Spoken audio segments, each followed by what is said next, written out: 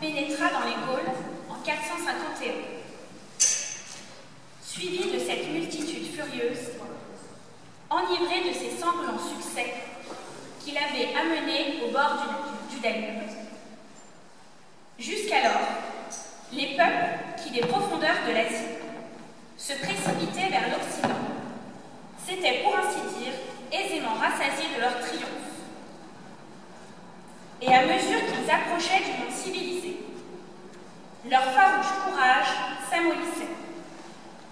Ils avaient fini par s'arrêter, étonnés des splendeurs de l'Empire romain, essayant d'imiter ses mœurs et les merveilles de sa civilisation.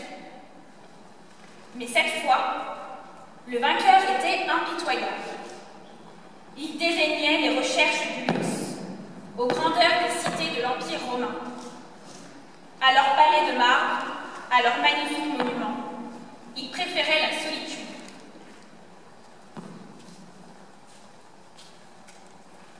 Dans son camp, où s'entassaient les richesses que Rome lui envoyait humblement, en tribu, Attila, abandonnant à ses compagnons les vaisselles d'or et d'argent, les étoffes de pourpre et tous les brillants trophées de la victoire, recevait, assis sur un escabeau, devant une table chargée de plats de bois et de mets grossiers, les envoyés des empereurs d'Orient et d'Occident. Étranger à tout ce qui émeut le cœur de l'homme, il se plaisait dans la terreur qu'il inspirait et donnait lui-même, avec une sombre fierté, le surnom de fléau de Dieu. Rien d'humain ne semble avoir pénétré dans cette âme, animé seulement du besoin de la destruction, et qui s'éteint devant Rome après avoir accompli sur l'Europe entière son œuvre d'extermination. L'étoile tombe, la terre tremble, je suis le marteau de l'univers. Trêves, la métropole du Nord, Metz et une foule de villes furent ruinées par cette effrayante invasion. Et ce fut, précédé de ces sinistres éclats, qu'il se présenta sous les murs de Paris, ou plutôt de Lutèce. Quand ils virent s'étendre sous leurs remparts cette foule de barbares, dont on portait le nombre à 500 000 hommes, les Parisiens considérèrent avec terreur, sur les deux rives de la Seine, ces hommes étranges d'un aspect farouche, à peine couverts d'une misérable tunique, coiffés d'un grossier bonnet de peau, qui à cette heure étaient les maîtres du monde. Épouvantés à leur approche, ils ne songent même pas à résister.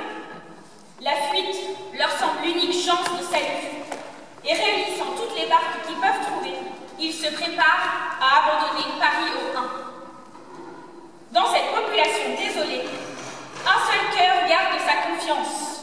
Une voix s'élève pour engager les habitants à se défendre.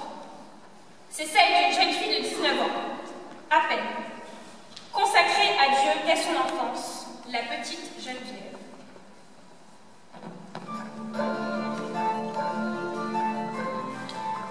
Née vers 422, au village de Nanterre, près de Paris, Geneviève n'avait encore que 7 ans, lorsque l'ange du Seigneur vint la rencontrer pour lui annoncer la sainte mission que le ciel lui réservait.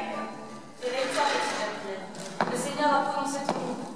Lorsque le soleil écartera les ténèbres, cours jusqu'à la cathédrale dans le Mont Germain. L'ange du Seigneur alla également rencontrer le Mont Saint-Germain et lui dit à peu près ceci. Une jeune fille du nom de Geneviève vient à toi. Veille sur elle. Le jour de sa naissance, le ciel s'est révélé. Elle sera grande devant Dieu et devant les hommes. Geneviève court jusqu'à la cathédrale et frappe à la porte. Germain ouvre et lui remet une pièce de monnaie en cuivre, percée, portant l'empreinte d'une croix. Chère petite Geneviève, fais-en un pendentif, porte-le autour de ton cou, comme le signe de la pauvreté dont un jour tu devras donner à la pauvreté.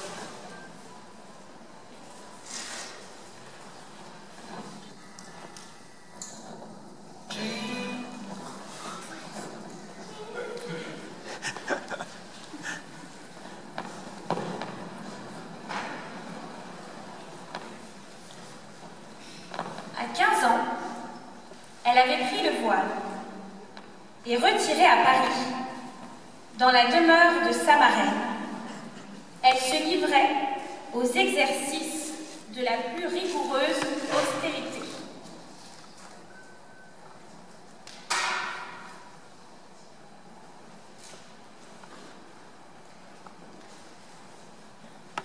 Quand l'arrivée d'Attila la fit sortir de sa retraite.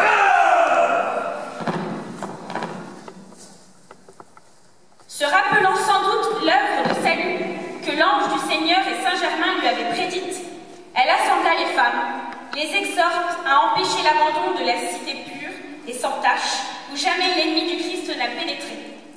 Les entraîne et les conduit au baptistère prier Dieu, et de réveiller la foi et le patriotisme éteint dans le cœur de leurs frères et de leurs enfants.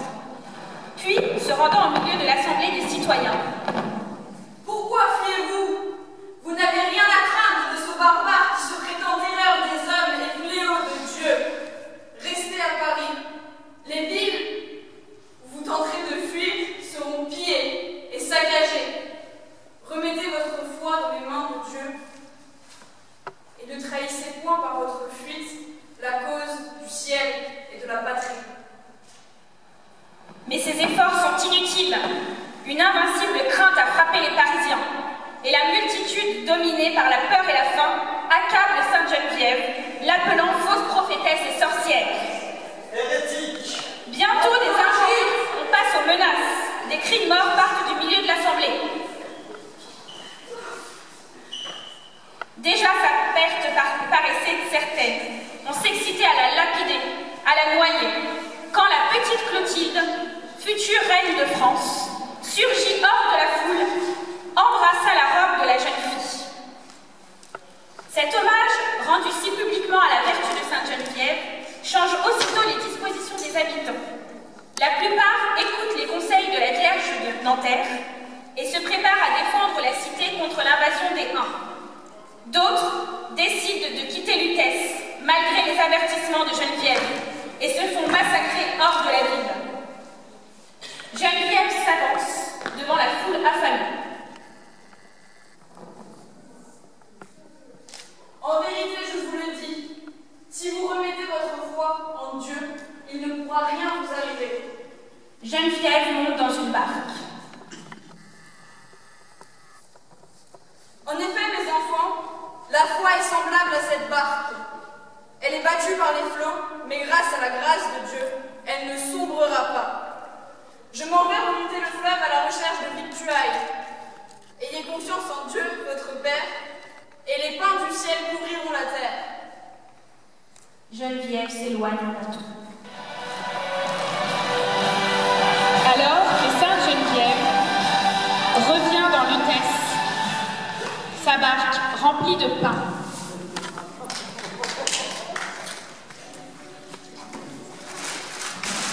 Attila tente toujours d'envahir la ville.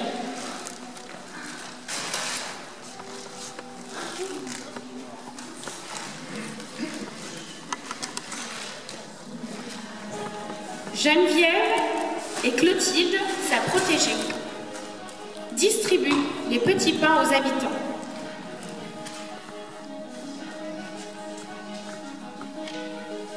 Soudain, des trompettes se font entendre. Geneviève et Clotilde se précipitent sur les remparts et constatent que des chevaliers se dirigent contre l'armée d'Attila. C'est Clovis le brave, le franc, et ses nobles chevaliers. Clovis écrase Attila.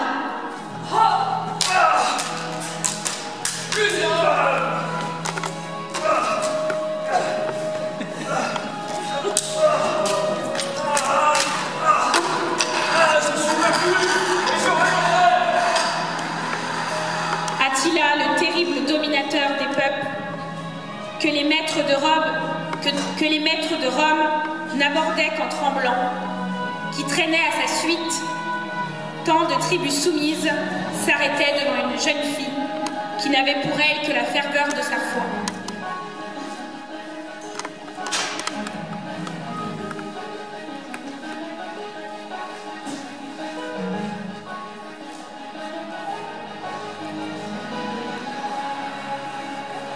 C'était le triomphe de la religion, de l'esprit et du dévouement sur la force matérielle. Victoire touchante qui inaugure dans la Gaule les premiers temps du christianisme et place sous une douce et pure protection cette contrée qui plus tard devient la France.